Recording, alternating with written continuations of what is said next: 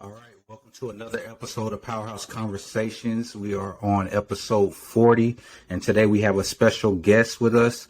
We have Darian Kelly. He's with the Jersey Blog. The Jersey Blog is a blog that is about storytelling and going through and connecting sports, tech, and culture. So that's what we're all about here on Powerhouse Conversation. So I definitely want to give Darren his flowers and make sure that he's able to talk about all the things he has going on. We have a lot of things in common that we love to discuss. So we're gonna have a great episode today. So Darren, how are you doing today? Doing well, doing well, man. Everything is trending upward. Thank you for having me on. This is my uh first ever time being a guest on someone else's show. So for you to send this invitation is just, I mean, I'm super grateful for the opportunity. No, I love it. I love it, man. Like I said, you extended the invitation to me first, so I definitely wanted. I knew it would be a great conversation to have and talk about some things that both of us enjoy and are looking forward to in the sports industry. So give the people your background, who you are, and kind of go from there. Absolutely. So for me, I'm born and raised in Baltimore, Maryland, Baltimore City. Exactly. I know people say that, and it's like, you say that out loud. Like, are you from the county or the city? It's like, no, I was born and raised in Baltimore City. Came up, playing sports. Was fortunate enough to kind of grow up in an environment, where basketball was huge. Especially in Baltimore. Grew up playing basketball, and from there, sports became really big for me. Coming up and growing up, had an opportunity to go to boarding school essentially for high school, and that was just a crazy transition for me because I grew up, where most of us really didn't get outside of our neighborhoods, and without like AAU basketball and those sorts of things, it didn't really offer us a lot of opportunities if it wasn't for those organizations and things like that. So go to high school and eventually, be amongst people that come from different backgrounds, different, parts of Maryland, parts of the city, and really, build with others. From there, attended, left Baltimore, went to, attended Susquehanna University in Pennsylvania. And, from there, majored in philosophy. I wanted to be a lawyer most of my life. Like I was just like, I wanted to be in law. I wanted to go to law school. Hmm. Um, well, by the time I graduated college, it just clicked for me that that wasn't going to happen. I took the Gotcha. LSAT about 2 to 3 times, and it just kind of just sat with me like, wow, like this isn't for me. I ultimately, became a community organizer in Baltimore, and Okay.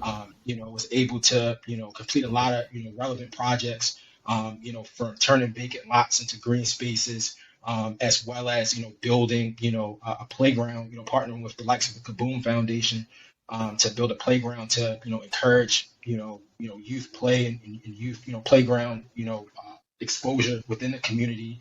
Um, and then, from there, it was just pretty much like, you know, what's next for me, because I was able to accomplish a lot as a community organizer on top of those projects as far as community events, bringing different resources to the community. And so I was just kind of like, trying to figure out what was next for me. So from there, after doing that for about a year and a half, I, caught a one-way ticket to, Irvine, California. I had one of my best friends, had lived out there from college. He was like a brother to me. And I would always, we were super close, and I would always say like, man, like I got to do something different. I got to like see something else, and wound up out there and started working in the tech space, in the talent side of things, the talent sources. So it allowed for me to understand business, understand the tech industry from that perspective, and then spent some time out there and moved to Dallas, Texas. I was living in Dallas for about 4 years. And then it was from when I was in Dallas that I started to really take, getting into the sports industry serious, because I became aware of a program through the University of North Texas that was an MBA focused program within sport and entertainment management. And from there, it gave me exposure into, what the sports business was. And it was also partnered with the Dallas Cowboys. So I was able to, go to the Star, take part in different pitch competitions with different executives within the Cowboys organization. So it really exposed me to a lot. And then so just recently I moved, from there I moved to Houston, not too long ago. And now I'm really tapping into, the sports tech space, as it is in Houston, because it, even, with Dallas kind of, what Houston lacks, or with Dallas is more so the sports teams, I would say. And, you have the Cowboys, you have the Mavericks, like, the Cowboys is the biggest brand in the world, sports brand in the world. But like in Houston, there, the sports brands are not necessarily on the same level as it is in Dallas. But for what it lacks in that department, it has a very strong sports tech ecosystem. Gotcha. And so now I'm diving into that. So that's pretty much, my story and like how I got to where I'm at now. No, that's dope. That's dope, and I like how you kind of broke that down. What at what point did you come up with the jersey? And like how did that come about? Yeah, so the jersey, wow, the jersey came about when, I had, had the idea of like, I really want to get into sports. Like I was like, okay, I don't know exactly what I want to do, but I really want to get into it. And so my first, kind of thoughts were I want to work for a team or I want to work for an organization. Hmm. And, when I started to like apply to jobs and, not really get a lot of traction, I just kind of started to get down.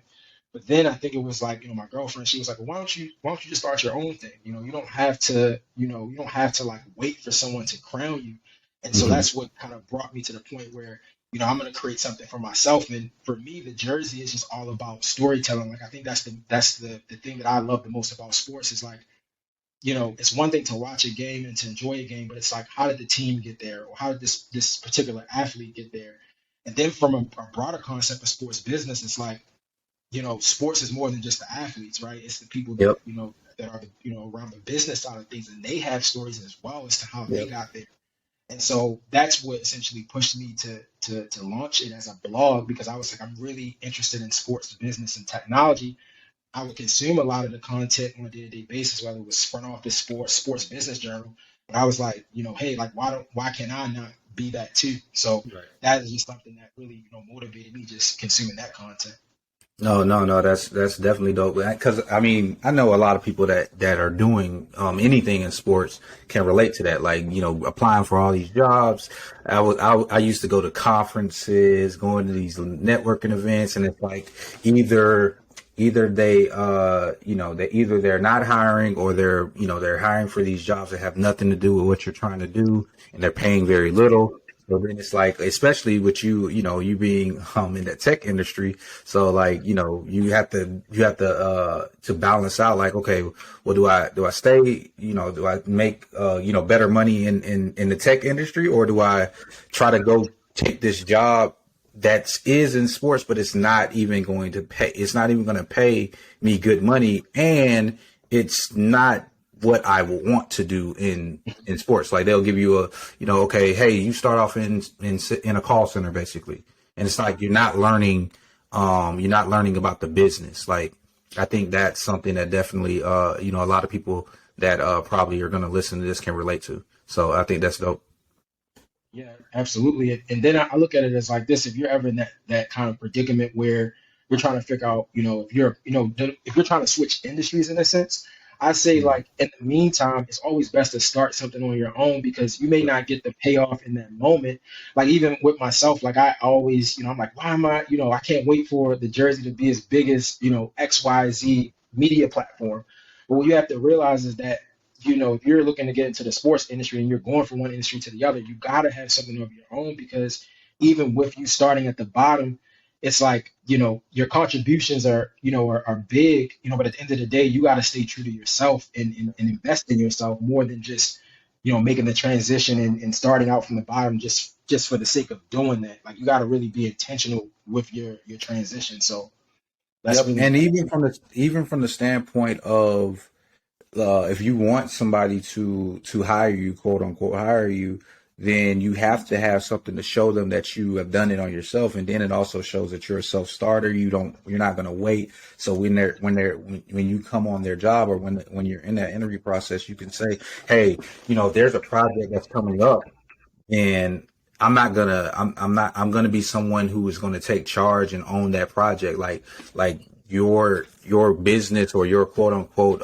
your thing that you started on your own could be a project for ESPN. Like those are many businesses that those that people have to look at it. Like so everything that you do, don't be afraid to step out and take a leap of faith and do it for yourself.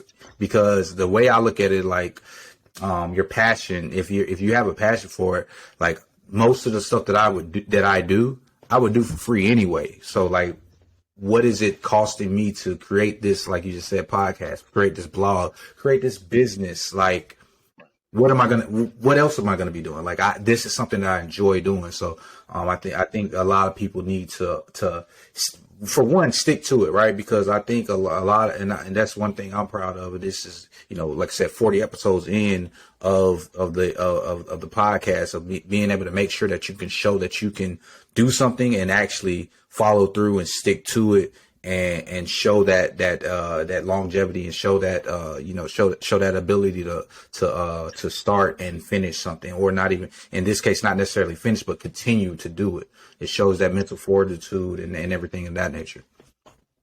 100%. I think that with you, like, just giving your flowers before we move on, like the fact that you're on the 40th episode is huge, because I personally look up to that. With you, the way you release your content, and you're consistent from the weeks to the days. I mean, just, if you building your subscriber base on YouTube, and just, I love seeing it, because you don't really see a lot of people who are consistently doing it. Like you said, you're doing it for free. It just shows that, like, it just shows that if you have a passion and you stick when you stay consistent, you're building something at the end of the day. So I wanted to just let you know, just hearing that you're on your 40th episode, it's like, that's motivation for me and a lot of other people out there who are in the similar spotlight. So. No, I appreciate it. So let's dive into this, the meat and the potatoes of it. Like, so what, when you talk about sports, tech, and culture, what is exciting you the most about what's going on out there?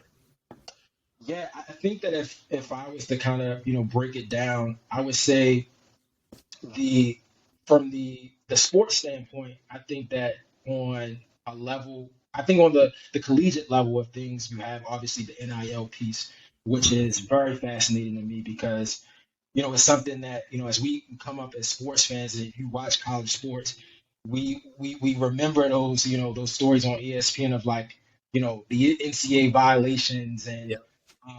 the people that are often, like, demonized, and now we see a complete culture shift with the NIL, and I think from the tech side of things, it's like, you know we often look at tech as something that's like, when you look at, like, these big companies like Apple or Microsoft, or, we look at, like, the barrier of entry being so high, but it's actually different. I think it's all about, contributing.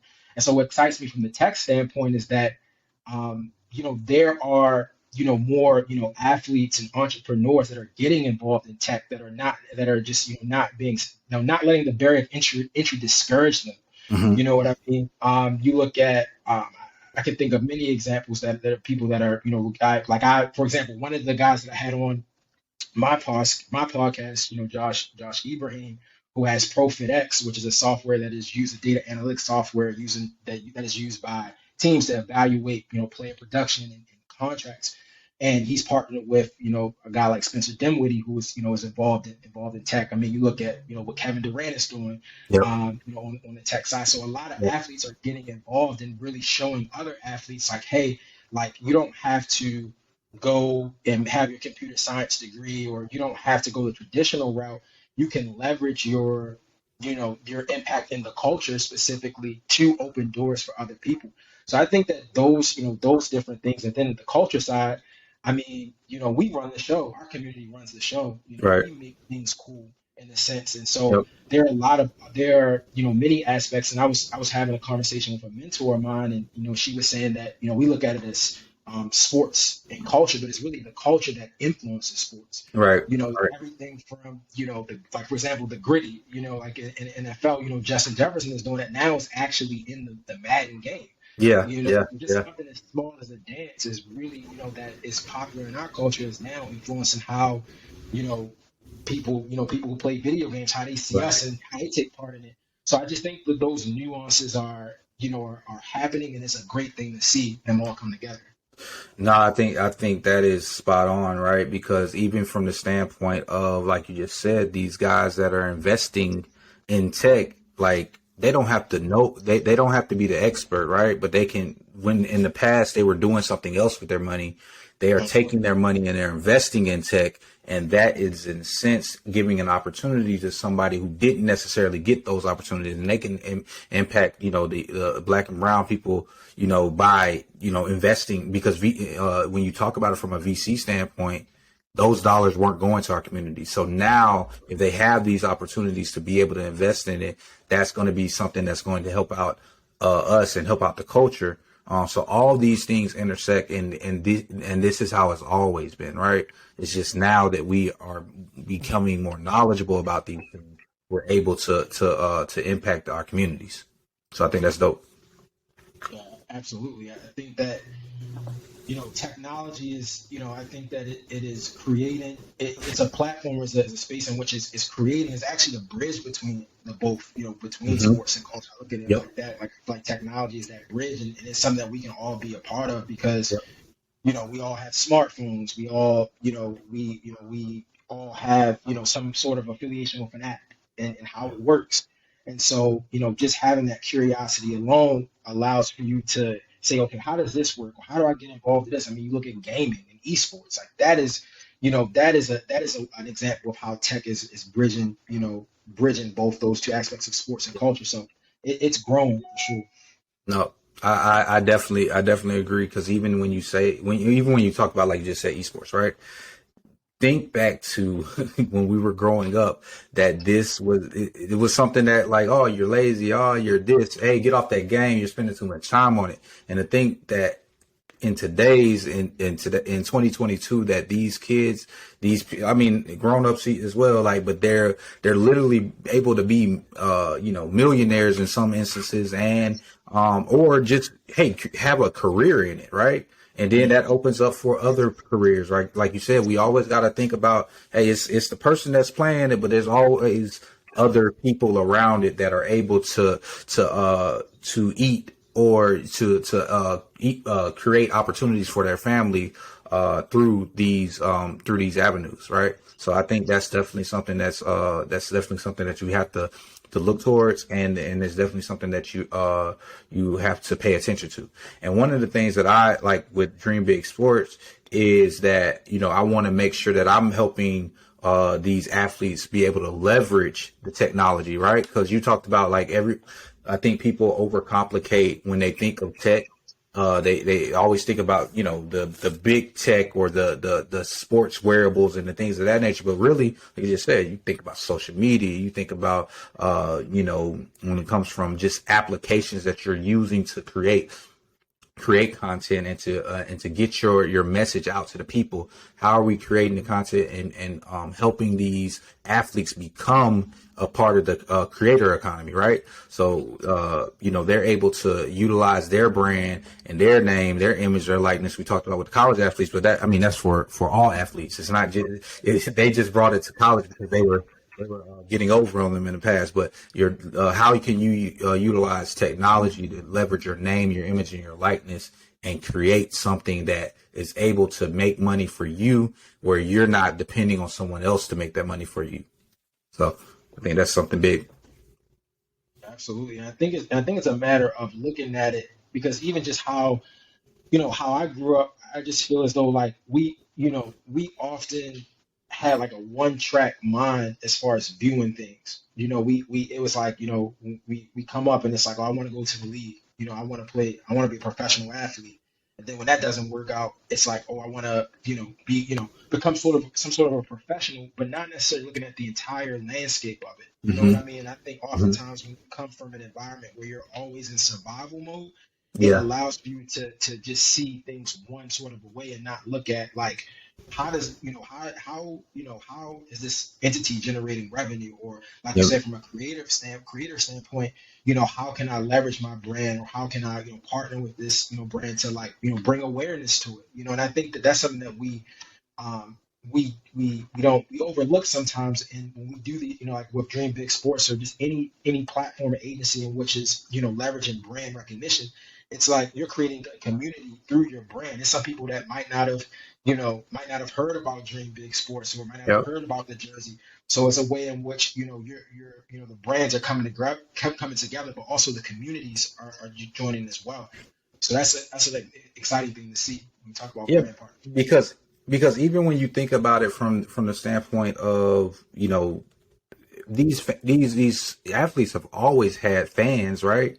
But they didn't know what it meant to build a community. Like it's just a different, like you've always had these fans, but how can you take those fans and build a community and become a close, like how can you leverage that to where you're not dependent on the Nikes, where you're not dependent on, whatever other because they're taking your community and they're selling to them, right? So they're buying from Nike instead of them being able to buy directly from you. So that's where some of these, this new technology like Web3, NFTs, the coins, tokens, like all these things are is technology that allows you, like you just said, to take that bridge and connect culture and connect the athlete, and tech is that bridge that brings them together. Yep. So I know one of the things that you are really big on is the black representation in media, right? So how do you what's your thoughts on that, and how can it improve? Yeah, so the representation is big because you look at, for me, like when I was trying to figure out like what my contribution to sports was going to become, like I looked up to, the announcers or the Stephen A. Smiths of the world, or even just from a journalistic approach, because I've always had a passion for writing. When I was had my law school pursuits, I was always constantly writing. Like, writing was a passion of mine. But it was just more so that I didn't really see a lot of people that looked like me that were interviewing the athletes or, directing, the documentaries, telling the stories of these individuals. So it just, for me, it was just like, man, I just got to figure out a way to get involved because even with the whole shakeup with, we look at the announcers that, you had, Troy Aikman and Joe Buck going to ESPN, and you had like, different people, going to Amazon, right? And Hmm. these are all mostly white men. Right, right, There right. aren't, there aren't any, black men that you see, not necessarily, from the perspective of being in the booth and being a broadcaster, but just even in Right. the wider spectrum. It's like, now that people have that voice. And so for me, it was just more so like I gotta really, for my contribution, I gotta really understand what my voice is, but also understand I'm representing, a people or a community of individuals that want to get involved, Yep. want to, contribute in a way of like telling the stories of these individuals, not just the athletes, but just the people that impact the business side of things. And so I think that things are getting a lot better, though. I think that we're moving in a better direction. You look at Byron Allen, who was a guy that I look up to tremendously. He just did the deal with HBCU Go, as far as ensuring that more games, more football games and other games that are shown on a more on a platform in which everyone can see those games. So I think that there are a lot of people that are in media, black people that are in media, they're using their platform to expand viewership. But I think when you talk about outside of just the games and the content creation and the behind the scenes, I think that we need more black representation because it's different when when we can all relate to the cultural aspects of our experiences. I think that it's one way it's one way in which we don't have to like censor a lot. We can just be Yeah. honest and free and just really, be as raw as possible. And I think that when you don't identify, it kind of causes you to maybe want to hold back things or not be as authentic and truthful. So I think that, that's where I can see it improving. That's what I want to do, moving forward. No, and I really think that's a good point, because when you really think about it, when you have like when you see these announcers, and when you don't see many people that look like us, like we're definitely capable, we're definitely going to be entertaining. So why don't we have the black people that are calling these games, right? Because the majority of the players are black, right? So why, and majority of the stars are black. Why can't we have somebody on national television that speaks like us, that looks like us, and able to entertain us in a way that's going to keep our eyes on the screens and keep us tuned in, just like the players on the field are keeping us tuned in. I think that there has to be some type of representation that is talking and speaking our language. Absolutely, and I don't want it to just be just be about the broadcasters. I mean, there's so many other aspects. I mean, you look at the if you look at the amount of broadcasters and how we're not representing that realm, but you look on the flip side, you look at the the other aspects of media. You look at podcasting. I guarantee you, like from the pivots and the I am athletes of the world, the knuckleheads, Yeah. that's why, like, that's what inspired the jersey. Essentially, it was just like, if these guys can go, because they're the ones, like, not everybody's gonna make it to ESPN, not everybody's gonna make it to Fox. So, and then the thing is that if it's not the games, we're not even really, I'm not really consuming ESPN and Fox. Like, the days of me just like being a kid and just having Sports Center on all day is a thing of the past. I'm on YouTube. Yes. I'm watching these athlete inspired podcasts. And I think it's take a step further. We need more representation when it comes to um, media platforms that are talking about the business behind sports. Yep. Because it's so nuanced. And, like, a lot of what I see right now in the market is such a, like, a and even the guests, it's all like, it's not a lot of diversity. Like, if you get on these, like, these podcasts around sports business, there is diversity, but at the same time, it's like maybe one or two or three people. Yeah. So we need more people, like yourself, like me, that are really, giving others the platform within the Yep. sports business realm to talk, to tell their stories. Because, like I said, they're not going to initially have the big platforms, initially, you know what I mean? So it takes some Yeah. time, but we also got to do each other service to help get those voices and those stories out there. Yep. And no, I think that's a great, amazing point, right? Because just maybe just a couple of years ago, before the pandemic, right? I used to, hey, get up and I'm turning on First Take, turning on, Sports Center. I'm turning on, Undisputed. I only listen to clips now. I go to YouTube and I put it on and I see if there's a topic that interests me, and then I watch that segment about that topic. But other than that, I'm consuming the content that I want to see and I want to hear. So I think that is a good point, because now you're seeing that it's two sides to that, right? You're the way that we're consuming the content and who we're consuming the content from. I don't necessarily want to see the analysts that didn't necessarily play the sport at that level, because of the way they talk about the athletes that they're talking about. The pro athletes of today are typically going to speak on the other athletes with a level of respect that they deserve. And that's what, and I think that Draymond was brilliant when he came up with the new media thing. Like, right. So he was able to change the narrative and have that conversation of, hey, you can talk about these athletes in a way that you can break down the game, you can analyze the game, but you can also speak to it critically with being respectful. And I think that's brilliant. Yeah, and to the credit, to the point of Draymond and creating a new media, I love that. Because it's like, for the majority of our lives coming up playing sports, we were critiqued by, like, constantly, like, critiqued by people, by analysts that A, didn't look like us, but B, like, didn't understand fully where those athletes were coming from. We're kind of painting them in the light in which it wasn't necessarily positive. So to Hmm. see people like Draymond Green offering those perspectives in a way that's respectful, and, like, we respect it. I mean, we respect Draymond. We respect his opinion. As Yeah. fans, we Yep. want we tune. I'm tuning in. I'm tuning into the Draymond Green show. So I think that it's changing, and I think that that's what's going to ultimately, like, speed up the diversity in media, because a large part of your viewership, it's like, you're going to lose viewers if you don't have any type of, like, representation. It's like, why do in the early days, it's like, why would we, if it was a Stephen A segment or a clip, like, why would we click on that? Because we know that Stephen A is going to probably say something that's relevant to our community. Same with Uncle Shannon Sharp.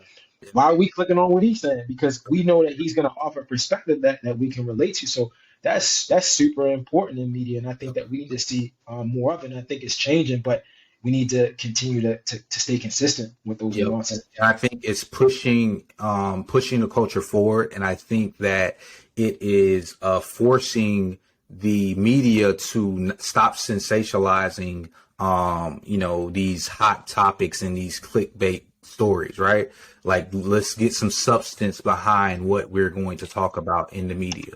So I think that's big, and I think the more that we see these athletes create their own platforms to drive more content to the athletes that are that need to be respected. I think that's when you're going to see the pressure for the ESPNs of the world to pull up and get some more people. That's why, like, when Pat Bev came on and Pat Bev was like, respect it or not like it. I didn't like everything that he said, but respect it or not, it was, somebody like that, right? You have friends that played the sport and they're going to talk in that manner. So I think it's definitely something that you're going to see where you need that representation. But you also saw that Pat Bev can speak critically about the game, but he knows the game and he can analyze the game. So you have to respect it.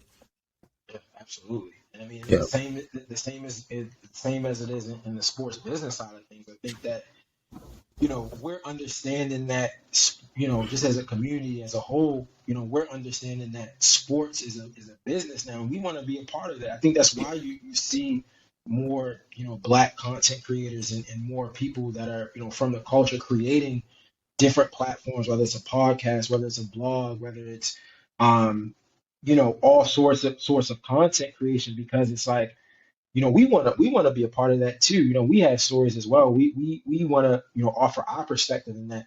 And so I think that we're seeing it just from a media side, sports media side, but on the sports business side, I think that we're living in that kind of renaissance time now. I mean, I haven't just to see so many different platforms of people from the community, black men, black women, being able to create platforms for others is very, like, we need more of it, but it's exciting to be a part of that with our contributions as well. No, yeah, I definitely think that's huge. One thing that I did want to discuss, and I wanted to go back to it, but the conference realignment and the impact that that's going to have on media, and then that's going to also impact NIL. So, what's your thoughts on that? Wow. So the conference realignment is something that is, I don't think a lot of people are, I think people aren't really giving enough attention to it, in Hmm. the sense that, and for those who don't know, I'm speaking of how, you have, started with Texas, University of Texas and Oklahoma, essentially, announcing that they're going to the SEC, I believe. I think it's 2023. I could be off. But, fairly soon they're going into the SEC. And then you have also two followed up with UCLA and USC going into the Big Ten. And the Big Ten just recently did a huge deal pretty much off of that, right? It's somewhere in the a $7 billion media deal across different networks from, I think it's Fox, NBC. I'm not sure if ESPN's involved. I think they are. I could be wrong, but it's across multiple networks. And so when you look at that, when you dissect it from, okay, we look at the SEC side of things, their contract has been, it's almost up with CBS, and they're going to be entirely ESPN. What networks are, what other networks are within that tree that SEC owns? You have the SEC network. You have with Texas going over there. You have the Longhorn network. So you have these different networks that are Hmm. that are also aligning themselves with ESPN. But you look at those brands as well. You look at Texas and Oklahoma. Storied brands. Yep. For example, we looked at the Texas Alabama game that was just this past weekend. Yep. That was the most watched game in Yeah. Fox history. Yeah. And I what saw that. and in which that's gonna but the thing is like the funny thing is, Fox is really like, on top of that, they also have taken out, I want to say, about 18 different ads for this upcoming Super Bowl. So they're really pushing themselves to be competitive, and for the listeners and viewers, as this season goes on, particularly in college football, I wonder what the I wonder if there's gonna be a game this season that's gonna get anywhere close to that game from a viewership standpoint, because you also got to think about viewership.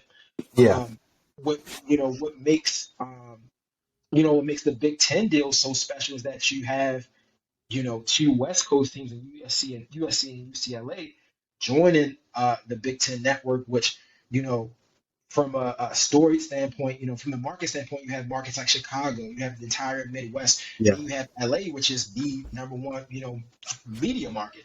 So you bring that into the fold, and it's like people are wondering, like, oh, how's this going to impact the athletes? They got to fly across the country or whatever.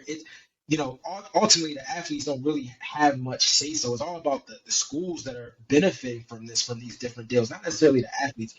From an NIL perspective, it's only going to benefit them unless the athletes get a piece of all of that, right? Because if the Big Ten network is able to get a $7.8 billion deal, that's just their cut. What is the cut for the athletes that are playing on the field each and every day? So Yep. it's interesting because it's like as conference realignment is taking place, people have to think about not just these games as games, but these games are products at the end of the Right. day. Like it's Right. not just Right. about these games are products, and that's why you see a lot of people like Hulu and Amazon. They're trying to get, because sports is a sports game is the hottest piece of content you can have on your network. You know Yep. what I mean? So Yep.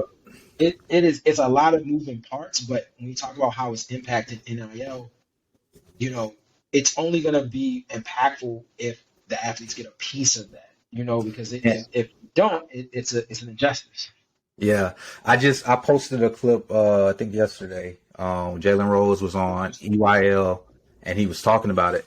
And he was talking about how this was on the Nike side. He was talking about Mhm. how they take their cut from Nike, but they don't divvy that up with the athletes. So the Yeah. athletes can't get a Nike deal, right? They can't get a deal with Fox, they can't get a deal with ABC, but they're still taking they're still gonna take that big chunk of money from these networks, and they're not gonna, unless they, like you just said, unless they divvy that up between the athletes, then like it's still a problem of like you're not really giving them their worth, but you're going to treat them like they're pro athletes and fly them all across the country, right? So like if it's not making geographical sense, like now you're like, okay, are they flying? Like are they flying private, or like what are they doing to do all of this? And so now you are getting them into these scenarios where they are essentially pro athletes. They're no longer focusing on school, because if I'm an athlete and I'm in the Big Ten and let's just say Ohio State, right? Columbus, Ohio, and I have to fly to the West Coast, and I fly to Cali. Like, how much schoolwork am I really doing, or how many classes I'm really going to? Like, I just had a game last week, and I got to fly to Cali. So, like, what am I like? How am I really being able to still be a student athlete? These are all the things that have to be talked about, and all the things that aren't probably being addressed and being swept under the rug, because okay, yeah, we had to allow them to make their money off their name, image, and likeness, but hey, we still can get the big cut of where the real money is, where the bees are, right, where the billions are. We can still get these billions, and we'll let them get a million maybe, if they can go find it on their own. But the big money, we're still gonna make it for ourselves. Look at, and I think that what you're saying is key, because if you're just going back to that Texas Alabama game, look at who the quarterbacks were, right? Yep. You had Quinn Ewers, who left, foregone his senior year of high school to go to Ohio State to collect NIL money because he couldn't do it in Texas as a high school athlete. You Mm-hmm. had you had Bryce Young. You Mm-hmm. had Bryce Young, and you look at the different amount of deals, NIL deals he has on his plate. Yep. So that alone, you look at that, and the fact that these two teams are going to be within the SEC and a part of eventually, under that ESPN, or excuse me, Disney umbrella, Mm-hmm. it's going to attract a lot of viewership, and Yep. that's where it comes down to, because it's like you can, you can amass a lot of money with an NIL, but if the product, right, if the product isn't, then there's going to be a correlation there that's going to kind of be off in a sense.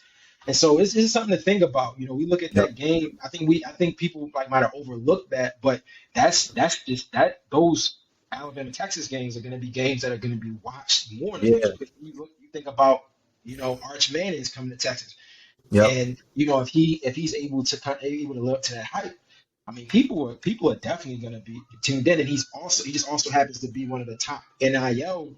He's at the top of the list when it comes to NIL. I think at like maybe 4.5 million Yep. or 3.5 million within that context. So Yep. it's a lot bigger than what we think. No, because like you said, it's two of the biggest brands in college football or college sports in general, right? Because when you talk about these colleges, you have to talk about them as brands. They have to be considered like these are no longer schools, these are brands, and you're talking about some of the biggest brands in college sports, and they are coming into the same conference. So these types of games, if you have the talent on the field, that's going to be a yearly game that you may be able to see. So I think it's going to be huge. I think it's going to be huge. Well, I know we're coming towards the end, and I wanna make sure we wrap up, but I do have some questions I want to get on with you, and one of them is, who is your favorite athlete growing up? It will have to be AI. It will have Yeah, to be okay, Allen okay, Iverson. okay. That was the guy that like from the jersey, Yep, from the jerseys to the shorts to the yep, shoes to the answer yep. wristband, like that He was that influenced the was culture. yeah, Yeah. coach, yeah, 100%. So yeah, I would have to say AI. He was Yeah, my that's my favorite. guy. I got him right there up on my wall. So that's my guy. That's my guy. I love it. I love it. So I also want to know, who is your biggest or your favorite business influence? Like who did you look up to from a business standpoint? Um, I wouldn't say it was just necessarily one person. I would say LeBron, just with Okay. what he's been able to do. Okay. That whole shut up and dribble. Mm-hmm. Campaign, how he's been able to flip that into different businesses, different revenue streams, and Mm-hmm. also bring his friends with him, which is Yep. something that you don't That's really dope. see a lot of. And then on Mm-hmm. the media side, I gotta say Byron Allen. I mean, Okay. he's someone that like you don't really see a lot of black men owning their own media companies, and Yep. just the things he had to go through to get to this point. With Comcast and things like that, to now get to where he's owning like the likes of the Weather Channel. So it I would say those two guys are like my favorite like business guys from the sports standpoint. I love it. I love it.